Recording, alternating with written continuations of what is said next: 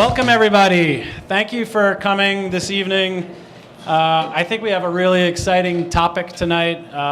The topic is getting unstuck, grammatically not correct, but the thought is we're all going through things in life all the time, and we get to these positions where we get stuck. They may be minor, they may be major, but how do we get through those things and get to the next stage?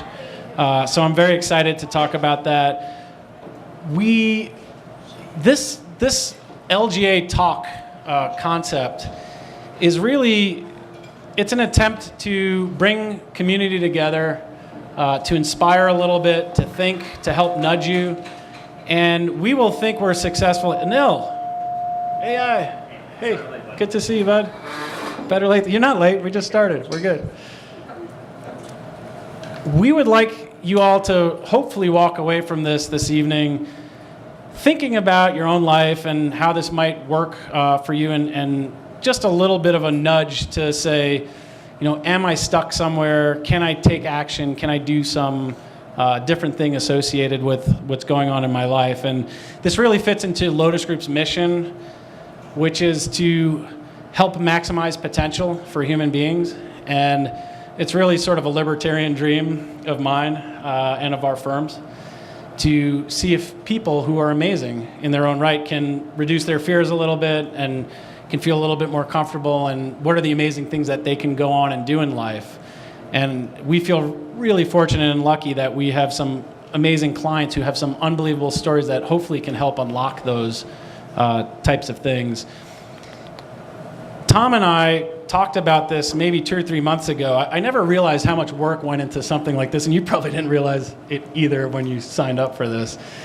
But we got to talking, I think it was over at True Foods, and we were kind of talking about this, and we were thinking to ourselves, we're like, on these topics, there are a lot of TED Talks out there, there are a lot of books, there are a lot of amazing pieces of material out there that you can go read, you can go listen to. And our attempt tonight is to not create the best TED Talk that's out there. There are better ones out there. There are better things that are out there.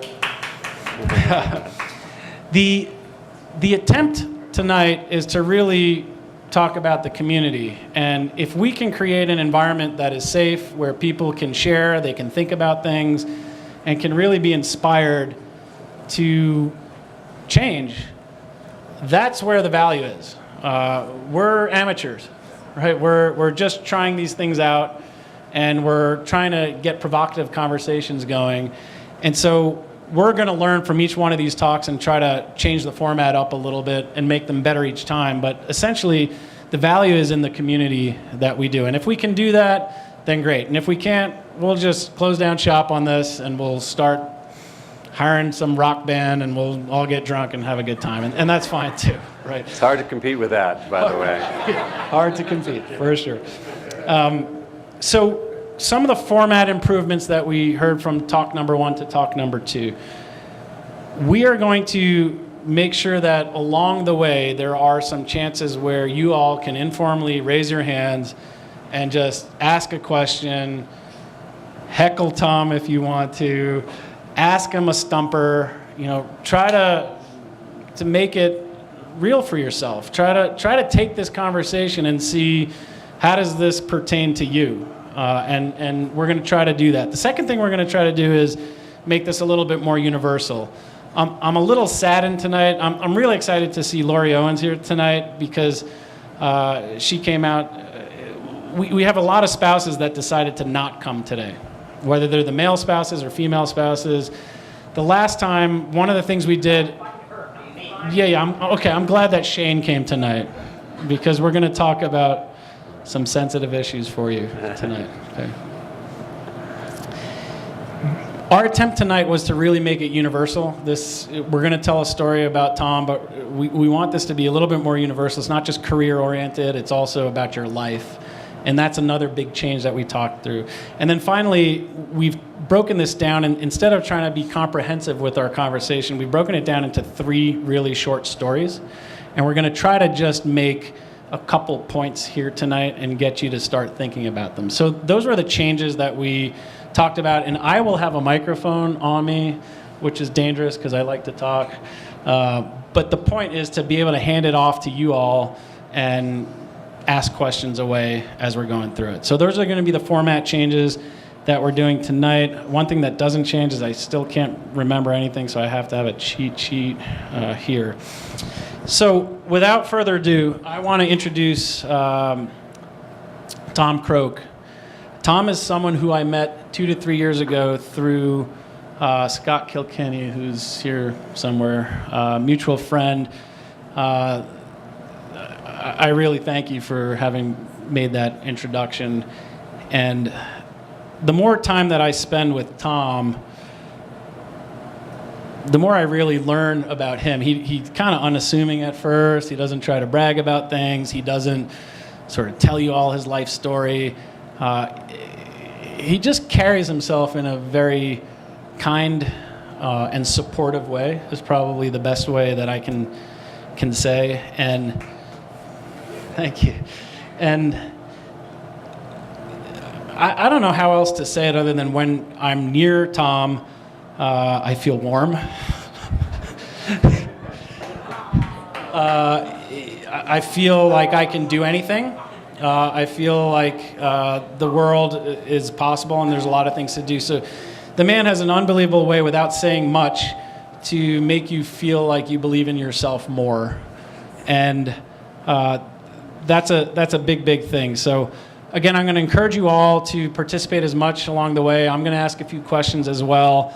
Obviously, he has his credentials and all the wonderful things, but I really love this man, and I'm very excited for you all to hear his story tonight. So, Tom Croak. I think he's going to propose.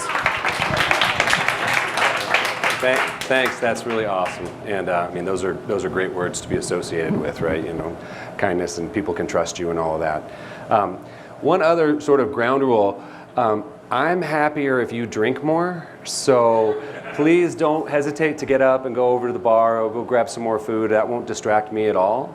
And, you know, I'd be happy if your drink's, empty to fill it up myself, right? You know, just so don't hesitate to do that. You know, it doesn't have to be perfectly silent and no background. And then, as Rolf said, you know, I've got 3 stories. I could talk a long time. I think it's nice that Rolf said, you know, I don't say all that much, but I kind of at the end of the day feel like, oh, maybe I talked a little bit too much or something. So I'll try to keep the stories, you know, relatively concise.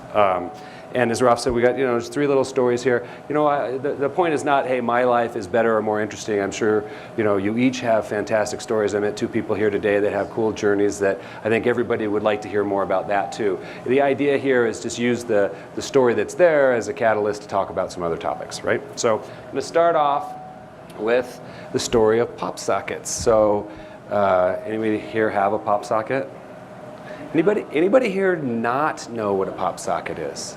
Anybody here not know what a pop socket? Okay, so that's very different than what it was like when I started out. So I'll tell you quickly the story of pop sockets. First thing I always have to tell everybody though, I did not invent the pop socket. I'm known often as the pop socket guy, but I did not invent the pop socket. I'll just say one more time, I did not invent the pop socket, right? But it is a fantastic story. The guy who did is a guy named David Barnett. He's a philosophy professor. He kind of had the first idea in 2010 when he was tired of wrapping his earbuds around his phone. And so he went down to the local thrift store, a Hobby Lobby or something, and bought 2 big buttons and glued them right here on the back, and wrapped a pop socket around it. So that was 2010. Took him a while to kind of develop the concept of the collapsing accordion. So a testament to how smart David is, he taught himself plastics, because you had to find the right plastic that would collapse but not tear. He taught himself CAD drawing, and he had to draw it just right, because there's a lot of pivots in here that allow this to close inward and not outward, and getting that precisely right was a hard thing to do. He went and experimented with countless gels, and this gel sticks. It'll never come off unless you try to take it off, and you can reposition it as many times as you want. And his whole idea was invent something to wrap up your headphones, right? Today we don't necessarily know it is that way, but that's what it comes out. So here's what he does. He says, look, I'm a philosophy professor. I don't know anything about business. Why don't I take this idea and sell it to or license it to a case manufacturer? Because the case manufacturer is going to find out, oh, this is really interesting, embedded in the cases, and so he licenses it over, thinks he's in good shape. The case manufacturer promptly does nothing. right? Year goes by, no sales, no efforts. And fortunately, the license reverts back to him and he can start doing something with it. So kind of fast forward to about 2014, and he starts developing some interesting graphics, starts really selling them for the first time. And this is when I first start seeing pop sockets, because his sister, who I know, she lives in my little community over in southeast part of town, she starts selling them into high schools and middle schools and just getting them out in the community. And I can see that kids are putting them on. Sometimes they take them off, but if they take them off, I see they're back on in, you know, like a month or two. And some kids have the same one on the whole time. Some are swapping them out all the time, moving them around. And so you kind of think, oh, there's something here. But who's it here for? It's here for, you know, the middle schoolers, for mostly the sweet spot was middle school girls, but then others had them, right? And so, but you're thinking that's a pretty good market. So got a little ahead of myself there. So I'm talking with David's sister, Kate, and she says to me, hey, Tom, you know, you're in a job that you're kind of thinking about leaving. You know, you really need to meet my brother. He's this brilliant philosophy professor, but he needs adult supervision, right? He has you know, no experience in business whatsoever, and he needs to you know, kind of take this idea and help grow it. So I meet David, and this is now early 2015. I'm going to build this out a little bit to here. So this is early 2015, and at this point we have about $250,000 in sales in 2014, and I meet David. I'm so impressed with him. I was talking with someone else here earlier. You know, if I see a good product or a great product and a big market opportunity, and the people are awesome, or in this case the person was awesome, then you have sort of the basic three ingredients that you can then go build and look at more stuff from, right? And I knew it was a big market. I mean, if you have a pulse and a smartphone, you are a PopSockets customer, right, or potential customer, right? And fantastic product. It feels good in your hand and all that sort of thing. And then I met David and I was hooked, because while he didn't have business experience, he was, you know, brilliant, fantastic integrity, and you know, had solved a lot of problems on his own, and I knew he could solve a lot more problems. So I immediately invest. But at this point, it's still, you know, 2 dogs, a garage, a guy, and a goat. I mean, there's nobody, no infrastructure, no anything interesting in this company that thinks that I could do something with. There's no assets for me to come in and try to help it scale. So I'm doing my thing for the next year. I come back to him in early 2016. We have a different story, right? So beginning at 2016, we had a really good year in 2015, and we did about $3 million in sales. You know, so fantastic growth from $250,000 to $3 million, right? And so at this point, it's time to scale. So David brings me on, and I'm CEO in 2016, and the purpose is, you know, scale this corporation up. You know, we you know, simple things like health benefits for the company, employee manual, adding more factories overseas, international distribution partnerships. And one of the big things that we learned, and I was talking with a gentleman who's starting out a company, one of our really biggest ahas and the most impactful things we did were engaging social media. We didn't spend a penny on paid search. We didn't spend any money on paid advertising of any kind, no print, no whatever. We had organic growth because you had these interesting celebrities who liked our product. So, you know, this is, you know, I think that's maybe Gigi Hadid and Kendall Jenner, who I don't know, right? I know them from this. Right. Well, I know them now, right? Because they had pop sockets. Serena Williams was one of the absolute early adopters of pop sockets, and she was everywhere, right? And they'll take pictures of themselves like into a mirror holding the pop socket. And by the way, you'd be amazed how many times they're holding the pop socket wrong, like crazy, right? And so that made us go crazy, right? And at this point, we said, look, nobody uses it. Talk louder. At this point, we said, nobody uses this thing for the headphone wrapping. Once in a while, you'll see somebody. Nobody puts 2 on it. Can you hear me better now? Let me just hold it. Is that better if I just hold it? Yeah? So no one's using this for wrapping the headsets around. What they're using it for is a stand, right? You're watching a movie on a plane. They're using it for, you know, talking. You're using it for holding the phone at an odd angle to take a picture for a selfie or whatnot. But what we're finding more and more people are using it for is self-expression. You know, By the way, I put this one on the other day, and we've promptly lost every game. So I think I got to take the Colorado Rockies pop socket off my phone. All right, and so we get the product out there through this social media network, and we build out the infrastructure. We have a fantastic year in 2016, and now David's got a management team that we've built out, and so I actually hand it back to David at the beginning of 2017 because we have all of this infrastructure, and I've gone back to an advisor position, and still have my investments share, and so I stay very close to the company. Killed it last year, right? $168 million in sales last year. When I started at the company as CEO, I first sat down we started putting some management team together and said, what would success here? What would be a home run here? Can we imagine a scenario where everyone is aware of a pop socket and say, can we imagine 30 million pop sockets out there, almost 1 out of every 10 Americans has a pop socket. Can we imagine that day? Last year alone, I think we sold 35 million pop sockets, right? It's killing it. And people are worried, potential investors, other people are worried that it might be a fad. And, I don't see a lot of people taking them off when they have them. It could be a fad. Something better could come out. But I'll tell you, it's just been an absolutely thrilling ride. And, you think, oh, this is so great. Yeah, thanks. It was, I feel very blessed to be a part of it, and it helped scale it. But it was a fantastic team that put it together, right? Great product, great market, fantastic team that we built out.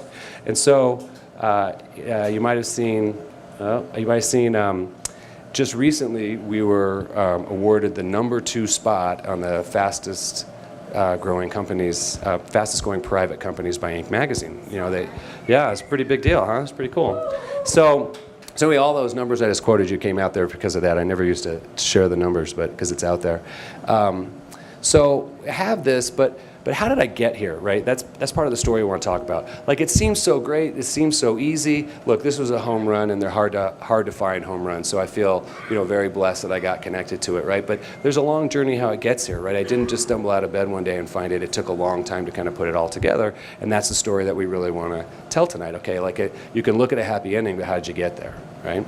So, take you back to the mid-1990s. I grew up here, went to college in La Jolla, graduated a poli-sci degree. What am I going to do? I have no idea what I'm going to do. I'll go to law school, and I've already met a couple lawyers here, right? Does this sound familiar? Right, so what am I going to do, right? Take the law school admission test. Sadly, I did well on it, so I end up at law school, right?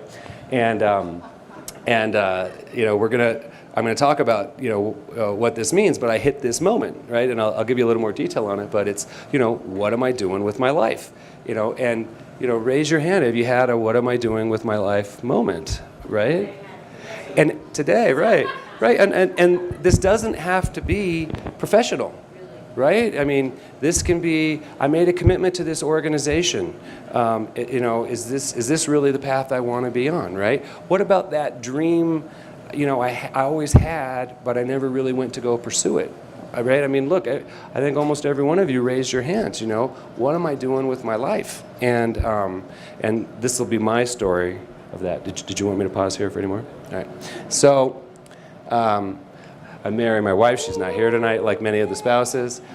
We have 2 kids. We actually have 3 kids now, but at the point of this story, we only have 2. One of them is a high-maintenance princess. Can you tell which one that is?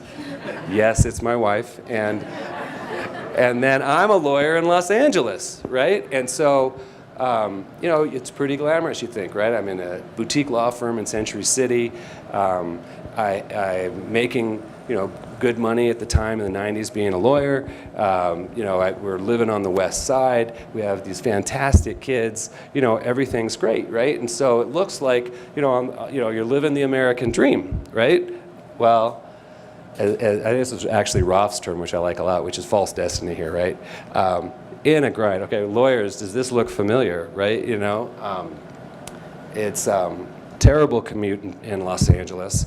And look, I'm all for people being lawyers. Half of my law school friends are still lawyers, and they are the who's who in Los Angeles. They love it. They have their own firms, they're in-house counsel, they're doing what they wanted to do. For me, I'm representing clients I largely didn't like.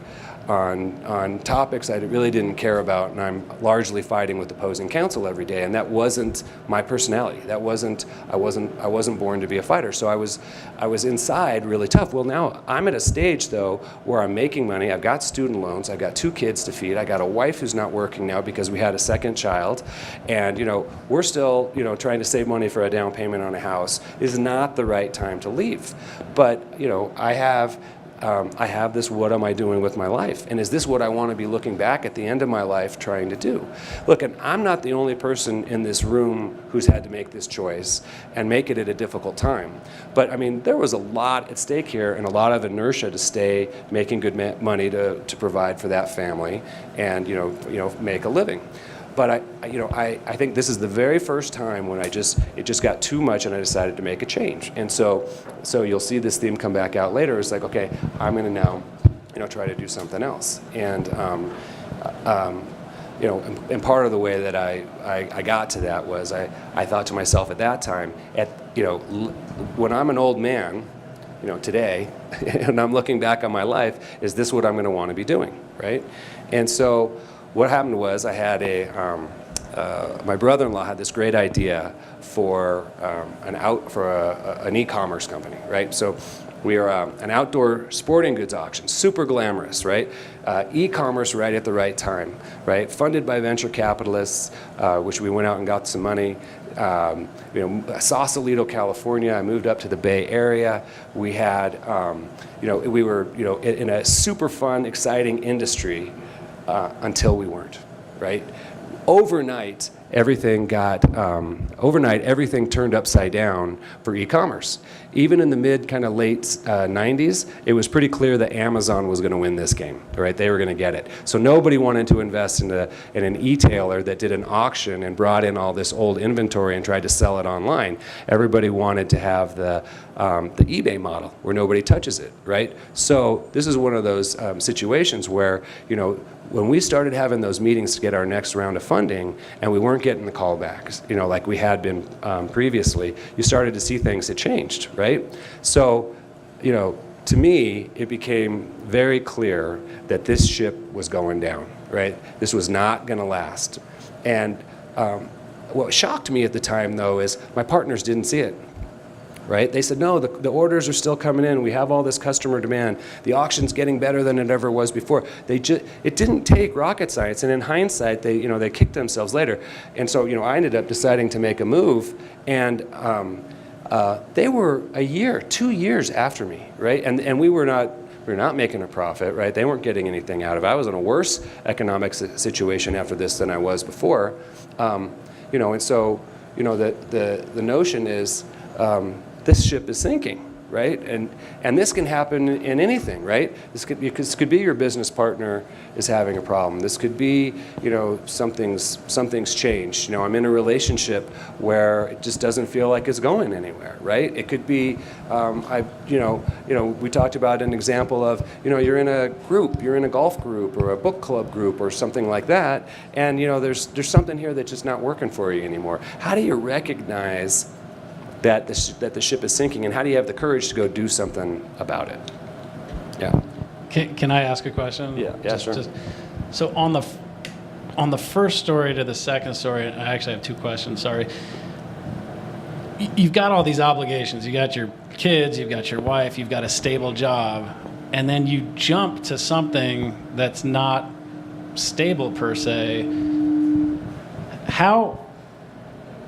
I don't know what the right word is, but how do you have the courage to even make that jump? Because I'm sure a lot of us, I've got to pay my bills, I've got to send my kids to school, I've got to do those things, and you somehow had the courage to say, I'm going to go do that, or you had the support of your family, or how do you go ahead and make that choice? Because my guess is other people are thinking that too, you go from something stable to something unstable with all those obligations.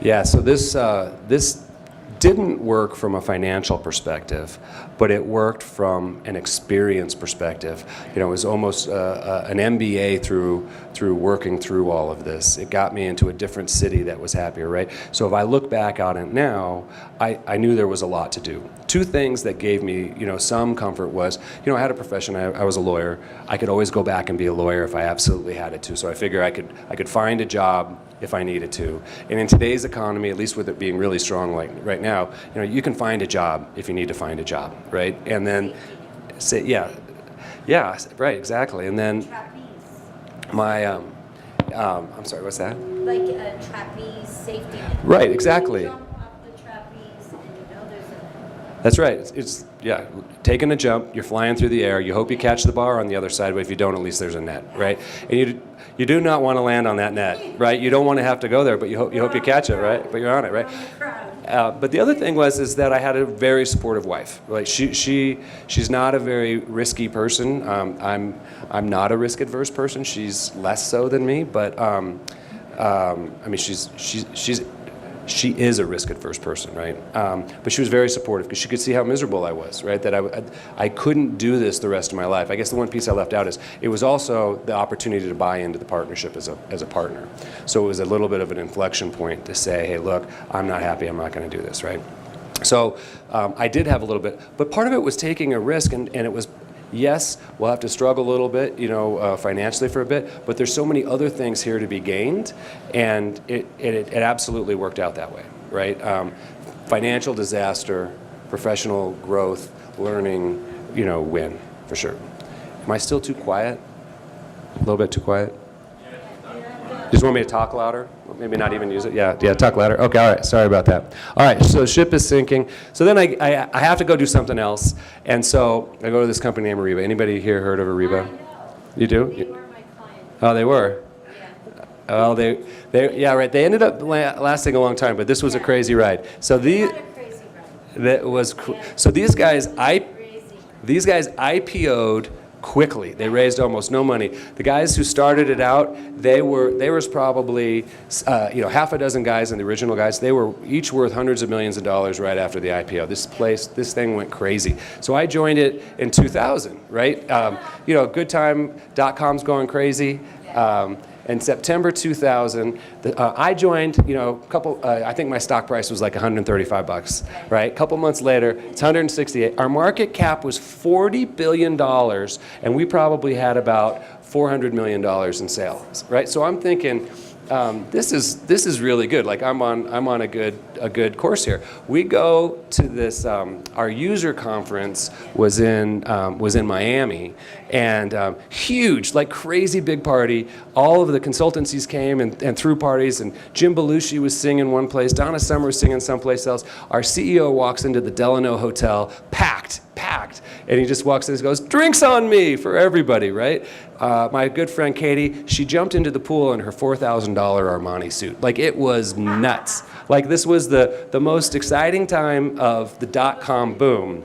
And then it cratered. Pop, boom, the .com bust, right? It was complete disaster.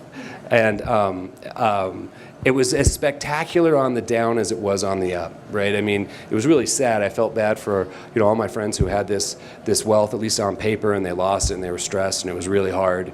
But it was so colossal. It was unbelievable. And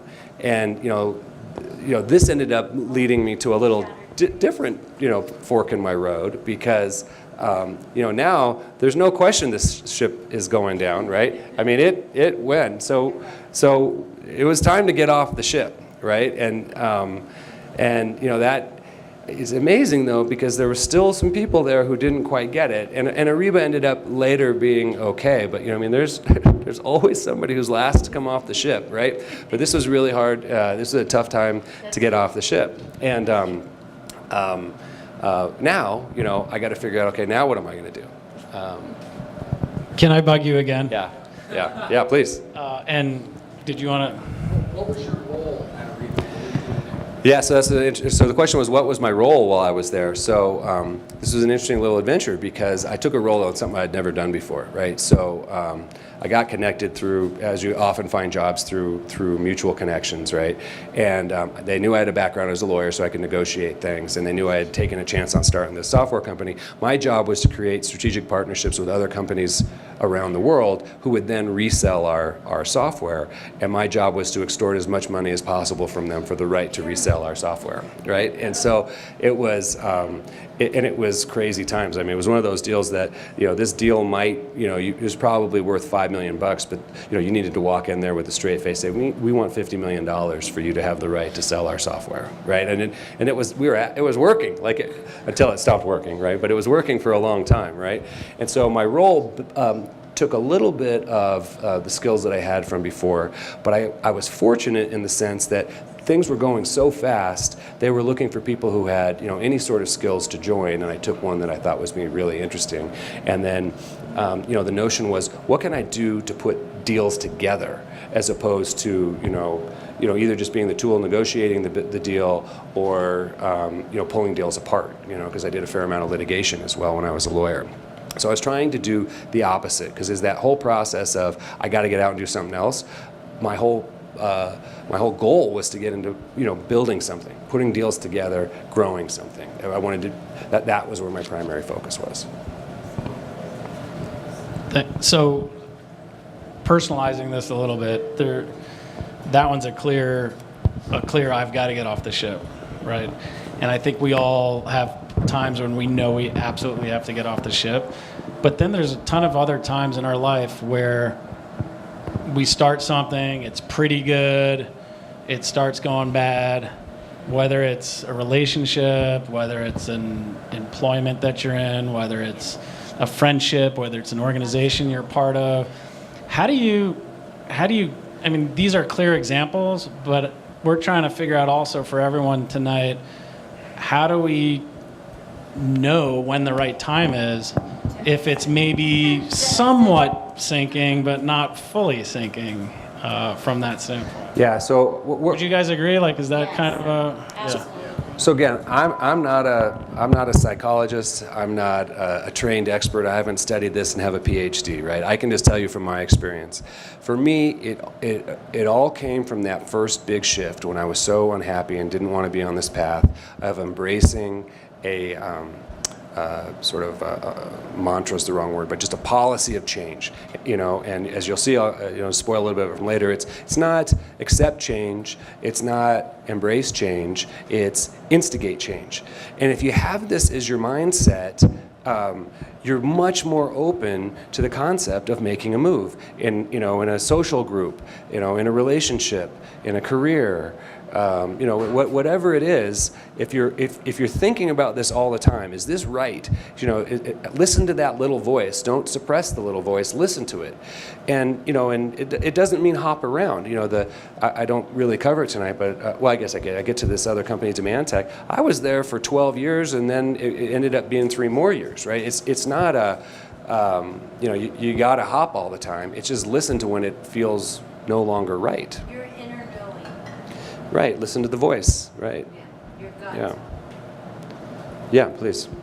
If I asked you when you were a totally stressed out lawyer, when you were the happiest time in your life, what would you say? During the time I was a lawyer? When was the happiest I was a lawyer? Well, I did some pro bono work for a woman who was getting taken by a doctor, and so I felt really good about the type of work that I was doing. Like your happiest your entire life was that time? Oh no, the happiest in my life? I'm the happiest in my life right now, honestly. As a lawyer, when you do? Not as a, if I asked you at that point. Yeah. When was the happiest time in your life? What would you say? Going home. I'm telling you, law school was a blast.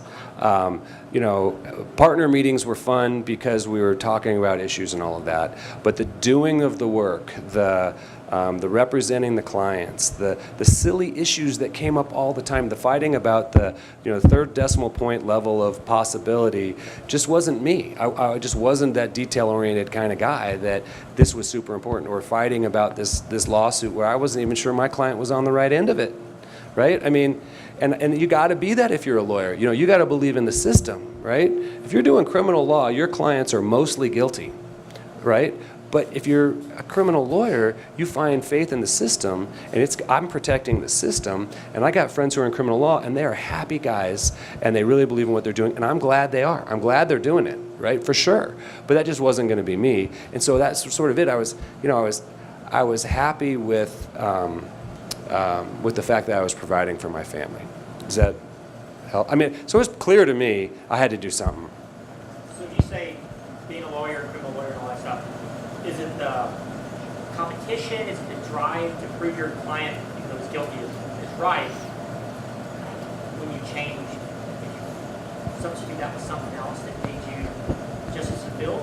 I mean, Well, what changed me to be fulfilled was starting to create things, create companies, create deals. I was telling the story. It's so easy to find no in anything you're doing. It's so easy to just to do no. I love getting to a yes. Let's go do this. Let's do a change, right? If you're a lawyer, and my friends who are still very successful lawyers, they really believe in their clients. They believe in the system. They love the fight. They love the detail. They love the challenge of it all, and coming to a resolution on it. And I respect that. Again, I have friends who are super happy in law.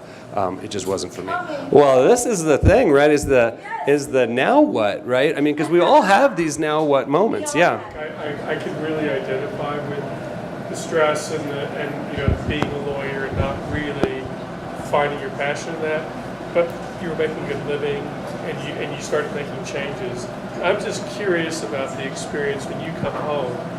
And okay, I understand your wife's very understanding and supportive, but there had to have been some stress there. This is when I'm curious about what that was like and how you managed that and what the experience was like.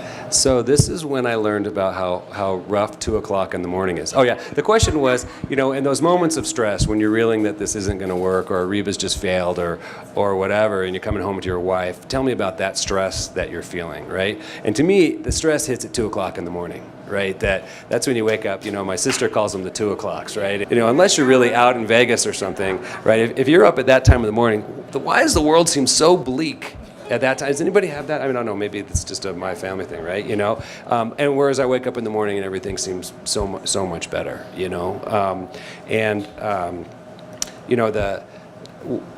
The good thing I had is I didn't have a lot of time between jobs, and once I got there, I was 100% in. That plus my family, right? Just getting all into it and believing that it would be there, right? Believing that this was going to be a success, and even though we might have a long path to making money, be a success. Think about David and Pop Sockets, right? He starts off in 2010, takes him a few years to perfect it, and then he signs this deal he thinks is going to get him set. They don't do anything with it. Stick to it, has that success. So you got to stick to it, right? I mean, think about change, but don't change too much. And I exercised more then because I think I needed to.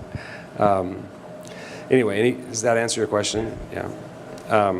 All right. So then we're on to now what? All right. So this is. I wrote down a couple of examples here. Okay. This could be you've retired, right? This could be you've had a death in the family.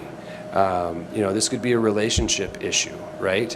And this is universal. It's not just your career. And if you think about it, right, these are all. And this was Ruff's, comment that these are like hero stories, right? There's sort of an end or a death and then a rebirth, right? I mean, Odysseus travels the whole world. Think about Shrek, right? I mean, poor Shrek, right? He's now with Fiona, right?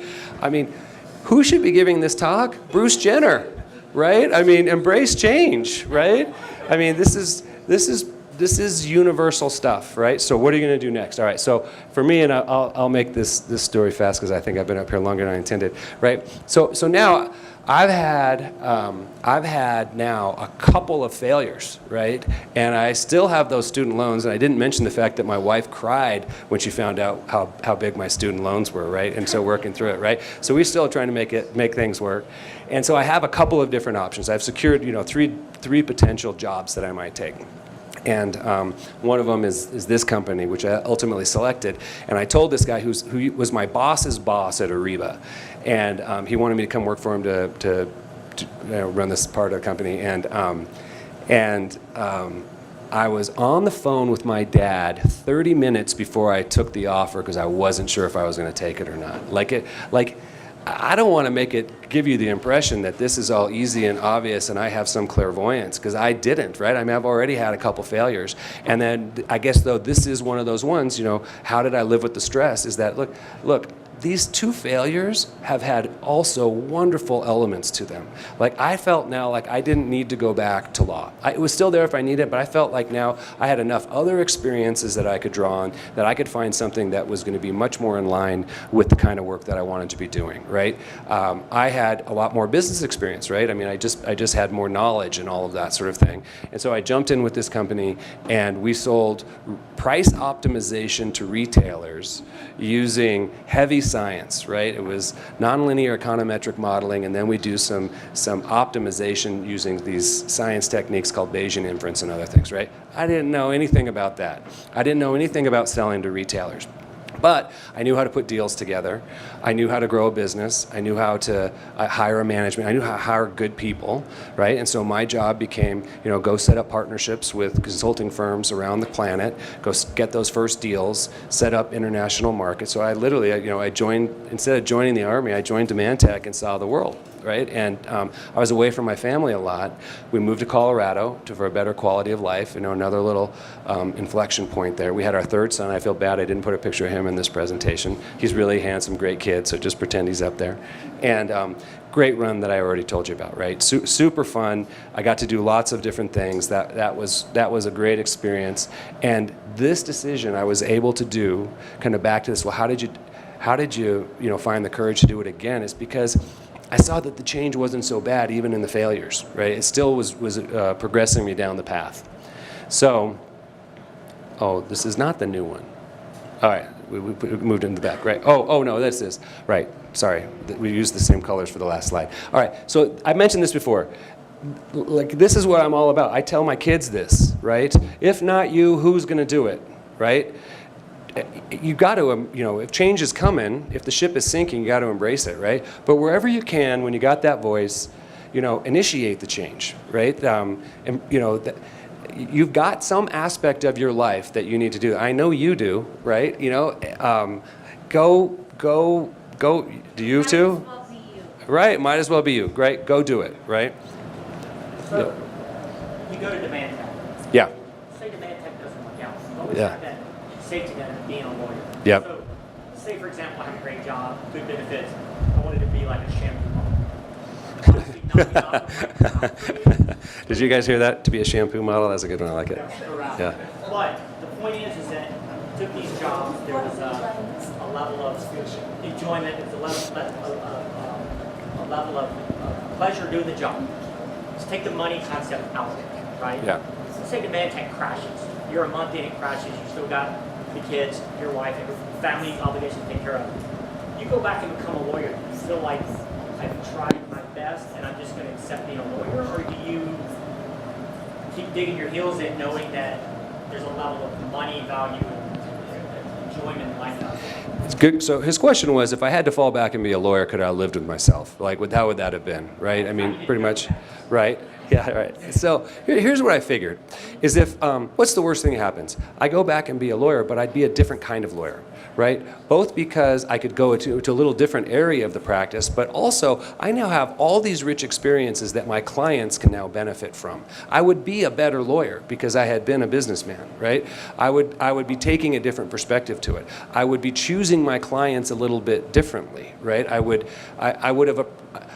have changed what I would have done. Instead of just staying on this path working for a healthcare firm, I would have been more in control of my own destiny because I had had these other experiences.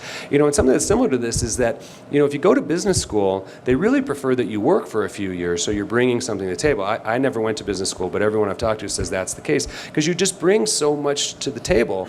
My daughter, we talked a little bit about this. She really ran with it. She probably had 6 internships before she took her job. And every one of those told her what she did not want to do, right? So, trying to give me the hook? No. Yeah, okay, right. All right, so, I'm sorry. Yeah, Cole. I'm curious, as you went through these changes and you had these different catalysts in your life, was there a time that you had a significant amount of self-doubt in your mind and maybe sought out a mentor or some guidance from somebody? Like, how did you get through either these boiling points to get to the next level, or what was the self-study that you did to propel yourself to the next level? That's a great question. If you didn't hear it, it's like, during this, did you have a mentor or someone to help guide you through it or whatnot? And maybe a little bit I could talk to my dad, but he didn't understand anything about what I was doing. But the answer is no. When I left law, no. When I worked at Live to Play, no. I, again, was the grown-up in the room at Live to Play because I'd been a lawyer. When I went to Ariba, it just happened so fast. I was just along for the ride.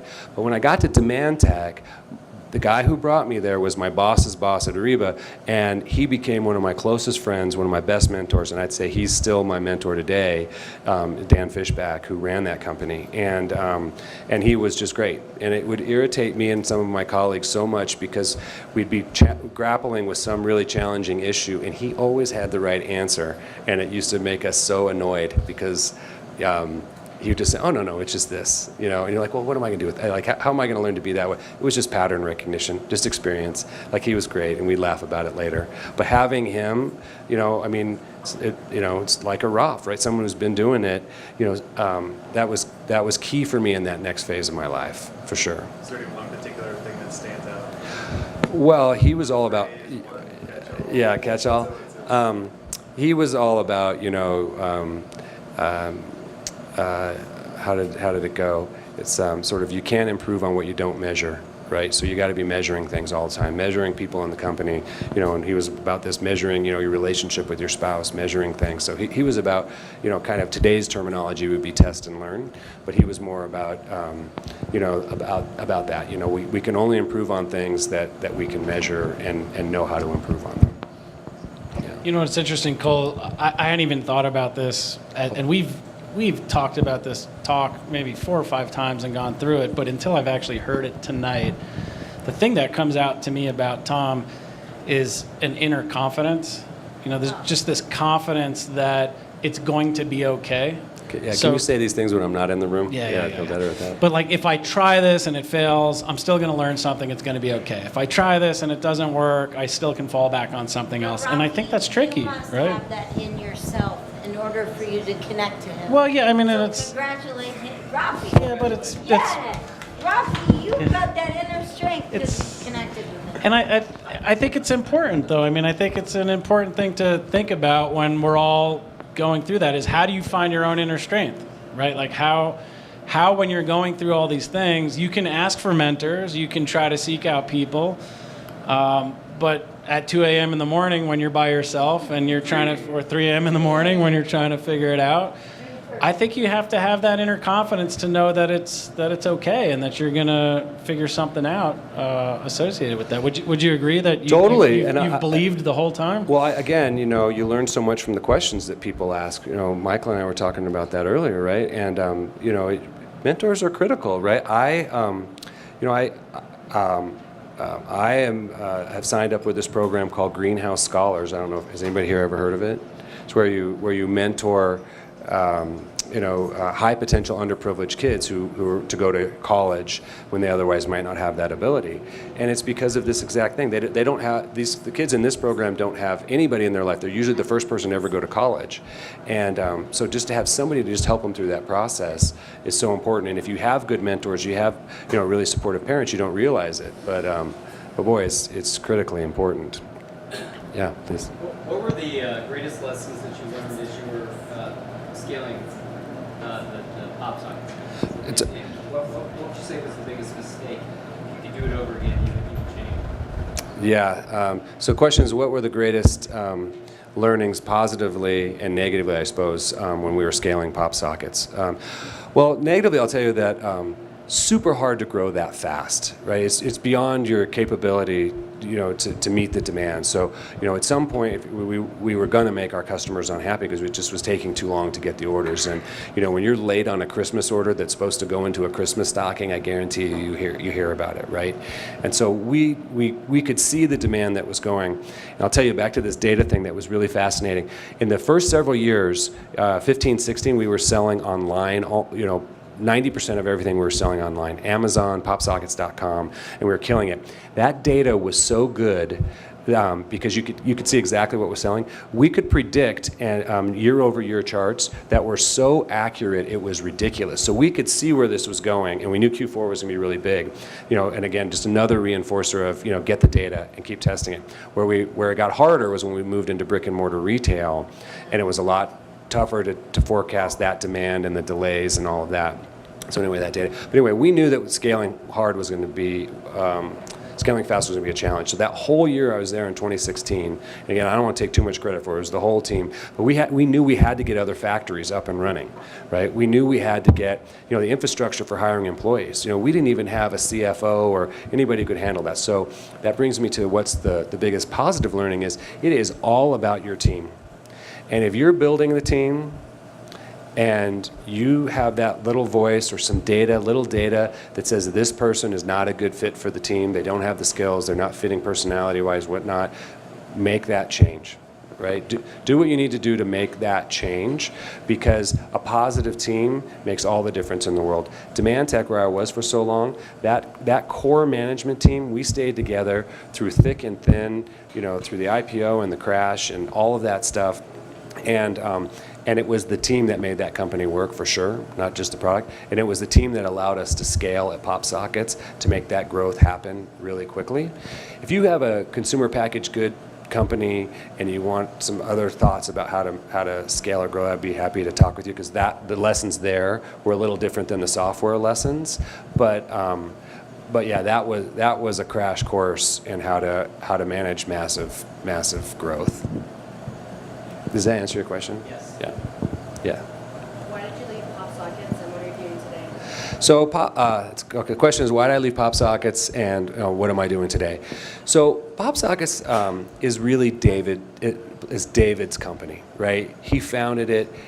He's the majority shareholder, and really we had a management team together, and he wanted to run his own company, and I said to him, look, I would do the exact same thing if I was you, right? So I moved over, in that first year afterwards, there was a lot of transition things that I was running. But while I was sad to leave PopSockets because, he was ready to do it again, I didn't want to take a different role in it. I wanted it to be David's and not have, two heads. And and he earned the right. I mean, it's his company. It was great. And so I couldn't be more proud. And the growth that he accomplished last year is just spectacular, right? And so, in fact, we have a meeting in 2 days, and I can't wait to hear, some of the latest stuff. So that was like, this sounds the wrong way, but it's almost like when your kid goes off to college, right, or something, right? You're just so happy for them, even though you're going to miss them. And I was missing, though I did not miss the commute to Boulder, right? Because I lived down by Cherry Creek State Park, and going to Boulder every day was tough. So the what next? What am I doing next? It's an interesting question, because I'm in that what next phase of my life, right? I'm used to having a job all the time. I've talked with Michael and Rolf and Scott about this, and Cole. What do I do?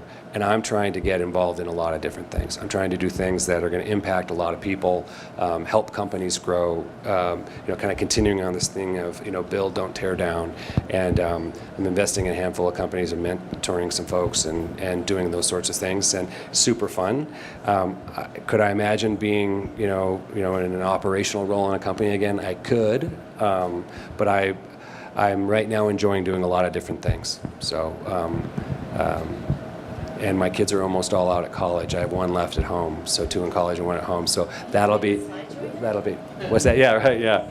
No, it should have been, yeah, right, it should have been, right. Yeah. Can you maybe talk just briefly about that? Because some people, sort of 2 questions. One is, some people get stuck and they're like, what's the next opportunity? How do you go finding lots of opportunities? And then if you have lots of opportunities, how do you hone in on the one that you should actually be going after? Selective. Yeah. So the question is, how do you find them, right?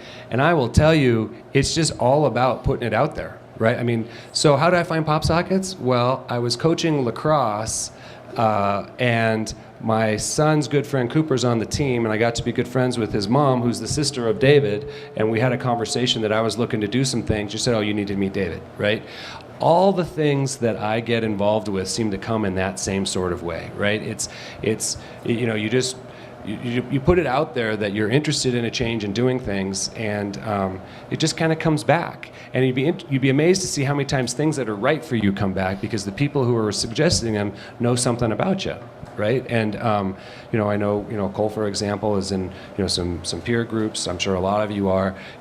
Putting it out there.